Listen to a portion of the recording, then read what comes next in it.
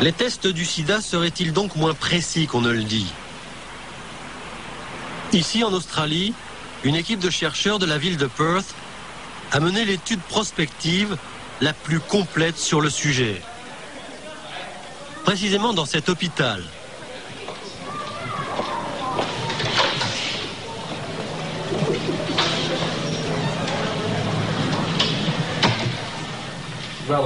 Ces 3 chercheurs ont analysé à peu près tout ce qui a été dit et écrit sur le test du sida dans le seul but de répondre à la question suivante: est-ce qu'un test positif est bien la preuve que l'on a été infecté par le virus du sida?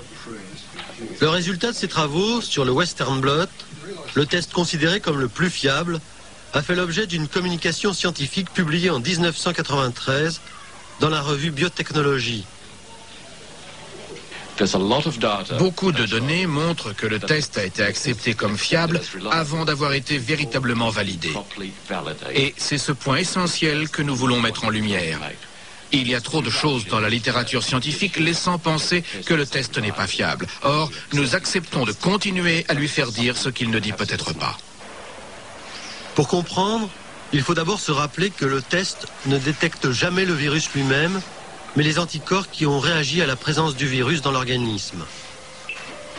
Mais au juste, comment se passe le test du sida? La procédure se déroule en 2 étapes.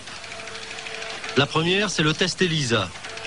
S'il se révèle positif, il doit obligatoirement être confirmé par un 2e test appelé Western blot. Le Western blot se présente sous la forme d'une bandelette sur laquelle les différentes protéines du virus ont été fixées. Cette bandelette est mise en contact avec le sérum du patient. Si le sérum contient des anticorps dirigés contre le virus, les protéines apparaissent sous la forme de bandes noires. Le test est positif si la bandelette présente plusieurs bandes noires.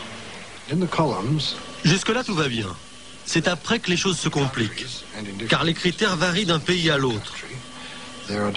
Pour accepter un test positif, la France n'a pas les mêmes critères que les États-Unis, qui eux-mêmes ont plusieurs critères.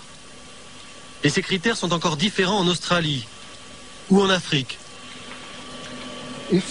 Si le test Western blot d'une personne a 2 bandes, celle-ci, elle sera considérée comme infectée en Afrique, dans certaines parties des États-Unis, mais pas en Australie, ni ailleurs en Amérique, ni en France. Maintenant, si le test fait apparaître 3 bandes, le patient, comme le dit le docteur Turner, sera considéré comme infecté en Afrique, en France, dans certaines régions des États-Unis, mais pas dans d'autres régions des États-Unis, ni en Australie. S'il fait apparaître 4 bandes, le même patient sera alors considéré comme infecté à peu près partout dans le monde, mais toujours pas en Australie.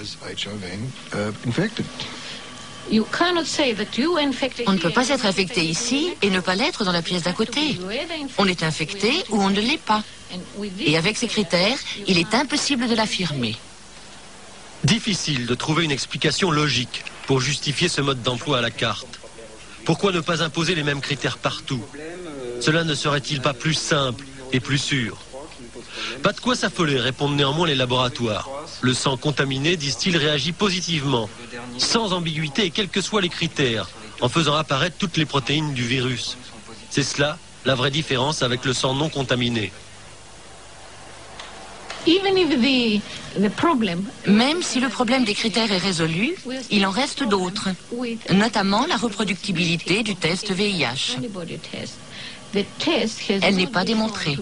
Je vais vous en donner un exemple. Voici un échantillon du même sang, testé par 19 des meilleurs laboratoires américains.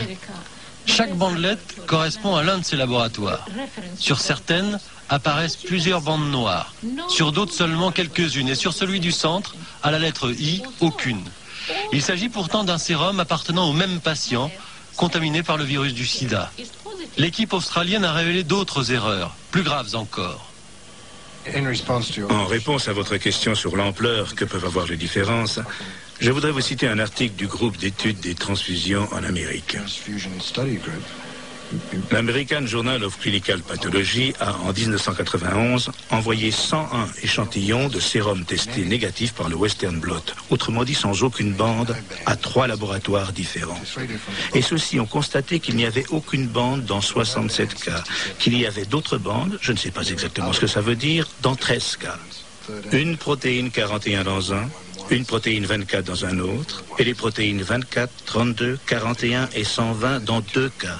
Ce qui, pour de nombreux laboratoires, signifie un test positif. Or, tous ces sérums avaient été jugés négatifs.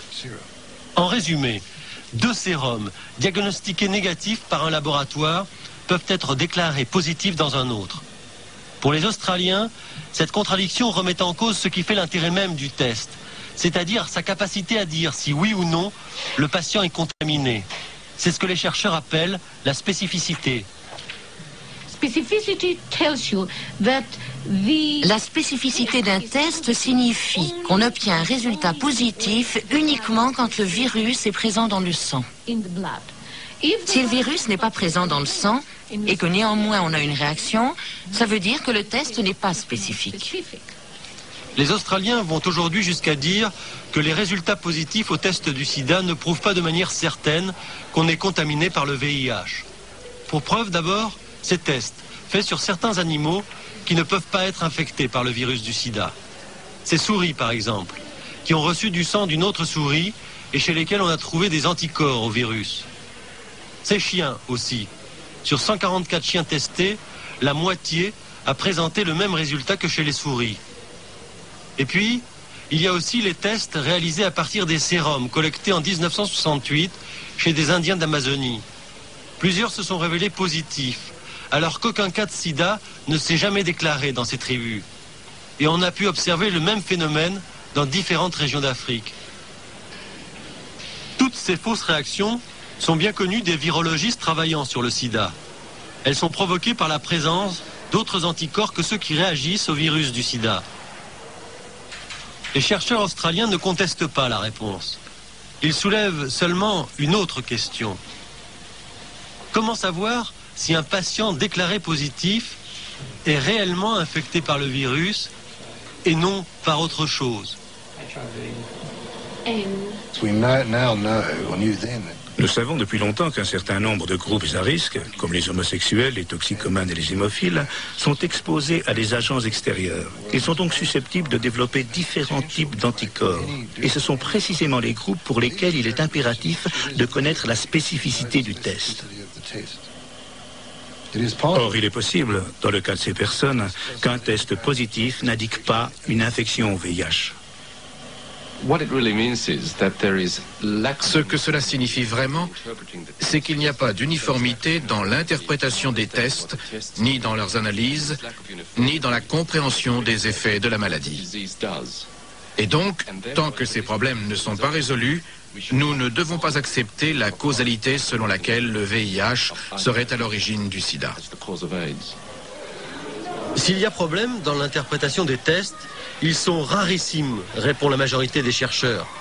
Et pour y remédier, les contrôles de qualité sont nombreux. Ils n'empêchent. Le doute, ainsi distillé depuis plus de 10 ans par ces chercheurs qu'on vient de voir tout au long de ce film, a commencé d'ébranler les certitudes officielles. Il a même été relayé au sein de la communauté scientifique qui compte. Dans ces cercles, la question est désormais soulevée. Certes moins brutalement que chez les chercheurs contestataires, et l'équation VIH égale sida, réexaminée à la lumière des nouveaux éléments recueillis grâce à une meilleure connaissance de la maladie. Une évolution dont la presse se fait l'écho. Les choses auraient été très simples si, après avoir découvert le virus du sida, on s'était aperçu qu'en disposant d'un médicament antirétroviral, ça suffisait à bloquer la réplication du virus du sida et donc, d'une certaine manière, à guérir les patients. En réalité, on s'est rendu compte que les choses étaient beaucoup plus compliquées. que quand on utilisait un produit qui in vitro effectivement bloquait la réplication du virus du sida, ça suffisait pas pour autant à enrayer l'évolution de la maladie. Donc il fallait bien chercher autre chose. Il fallait essayer de comprendre aussi pourquoi l'épidémiologie de la maladie n'est pas la même dans les pays industrialisés, dans les pays en voie de développement, et encore c'est pas la même en Afrique, en Asie, etc. Donc il fallait essayer de comprendre tout ça, et on s'est très vite rendu compte que l'existence d'un virus ne suffisait pas à tout expliquer. Luc Montagnier en personne, l'homme qui a découvert le virus, a été l'un des premiers à relativiser le rôle du VIH, ou plutôt à évoquer l'existence d'autres agents associés au virus pour déclencher le sida. Nous sommes à San Francisco en 1990. Une intervention très remarquée lors de la 6e conférence internationale sur le sida. Au cours de cette conférence, Luc Montagnier annonce que le VIH n'est peut-être pas la seule cause du sida. Pour le virologiste de Pasteur, le virus a un complice, le mycoplasme. Et sans ce complice, le VIH ne peut rien. Le temps n'a pas donné raison à Montagnier. Et aujourd'hui, Montagnier est moins catégorique. Mais sur le fond, il n'a pas changé d'avis. Et je peux vous dire que nous avons maintenant des arguments solides pour penser effectivement qu'à côté des autres cofacteurs infectieux connus, virus, bactéries, ces petites bactéries ont toutes les propriétés en tout cas pour jouer aussi un rôle important. La question maintenant est de savoir quel est le rôle de ce mycoplasme, comment interagit-il avec le virus? Est-ce qu'il précède l'infection virale et connaît une expansion à cause de l'immunodépression induite par le virus? Ou bien est-ce que les personnes sont infectées simultanément, car ce mycoplasme est probablement aussi transmis par la voie sexuelle, donc il peut être transmis en même temps que le virus, vous voyez? Et quel rôle joue-t-il dans la progression de la maladie? Bon, ce sont encore des questions à laquelle on ne peut pas répondre totalement. Mais disons que ce qu'on a trouvé au laboratoire colle avec l'idée que ces mycoplasmes peuvent jouer un rôle dans la progression de la maladie. Autre facteur ou pas, autre agent ou pas, pour la communauté scientifique, dans sa grande majorité, c'est bien entendu le virus VIH qui reste le coupable principal.